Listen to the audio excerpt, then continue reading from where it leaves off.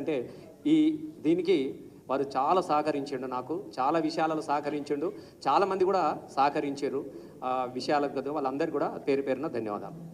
ఇప్పుడు కేటీఆర్ గారు మాట్లాడే కంటే ముందు పెద్దలు దేశపతి శ్రీనివాస్ గారు మాట్లాడతారు. ఉపన్యాసం ఏం చెప్పను కానీ ఒక పంచతంత్ర కథ గుర్తు చేస్తాను. ఒక నక్క అడవిలో ఆహారం దొరకక ఊళ్ళోకి వచ్చింది. ఆ ఊళ్ళో వెతికే క్రమంలో అది చాకలి వాళ్ళ వాడకట్టుకుపోయింది.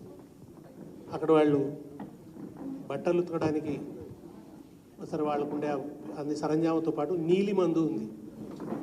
నీలిమందు మామూలుగా తెల్ల బట్టలకు నీలిమందు వేస్తారు కదా, నీలిమందు ఉంది. ఈ నక్క పోతూ పోతూ పోతూ ఆ నీలిమందు తొట్టిలో పడి దానికి అంతా నీలం రంగు అంటుకున్నది. ఆ తర్వాత అది అడవిలోకి పోయింది. పోగానే అన్ని జంతువులు దాన్ని చూస్తే భయపడుతున్నాయి. అవి నక్క అని గుర్తించలేదు. నీలం రంగులో ఉండేసరికి ఇదేదో కొత్త జంతువు అనుకున్నాయి.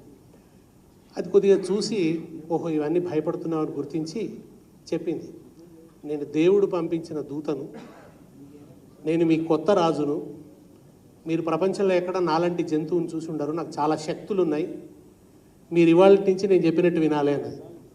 పాపం అన్నీ భయపడిపోయి అన్ని జంతువులు చెప్పినట్టు వినడం మొదలుపెట్టినాయి. ఆహారం అంతా అవి వేటాడి ఈ నక్కకు తెచ్చి పెడుతున్నాయి. బాగా తింటున్నది, బ్రహ్మాండంగా దుక్కకు దుక్క అయింది. అక్కడితో సరిపోకుండా అనేక సేవలు చేయించుకుంటున్నది, రకరకాల శాసనాలు చేస్తున్నది. పాపం వాటికి ఏమన్నా ఇంత గూడో అదో ఉంటే కూలగొడుతున్నది. ఈ దుర్మార్గాలన్నీ చేస్తుంటే బాధపడుతున్నాయి, ఏడుస్తున్నాయి. ఒకరోజు ఒక అర్జెంట్ సమావేశం పెట్టింది నక్క. ఆ రోజు ఒక ప్రత్యేకమైన శాసనం ఏదో చేయాలని అనుకున్నది. ఏడ్చుకుంటూ ఈడ్చుకుంటూ అన్ని జంతువులు వచ్చినాయి. సభ మొదలైంది. నక్క ధారాళంగా ఉపన్యసిస్తున్నది, ఇష్టం వచ్చిన తిట్లు తిడుతున్నది, దుర్మార్గమైన మాటలన్నీ మాట్లాడుతున్నది. ఈలోపు భగవంతుడి దయ వల్ల వాన పడడం మొదలైంది. వర్షం పడడం మొదలయ్యి నక్క మీద నీళ్లు పడుతున్న కొద్దీ మెల్లగా మెల్లగా మెల్లగా మెల్లగా ఆ నీలిరంగు కరిగిపోవడం ప్రారంభమైంది. నీలిరంగు కరిగిపోగానే అసలు నక్క స్వరూపం బయటపడ్డది.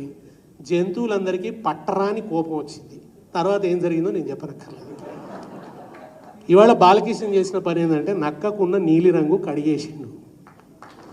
ఆ నక్కకున్న నీలిరంగు కడిగేసిండు.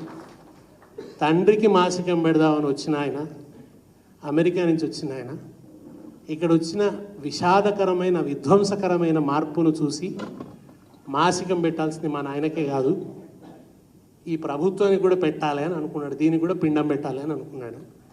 అది ఒక మంచి షార్ప్ పదునైనటువంటి ఒక సందేశాన్ని సమాజానికి అందించినందుకు బాలకృష్ణకి అభినందనలు. ఒకనే మన బాలరాజు క్యారెక్టర్ వేసినటువంటి మనవడే కామారెడ్డి.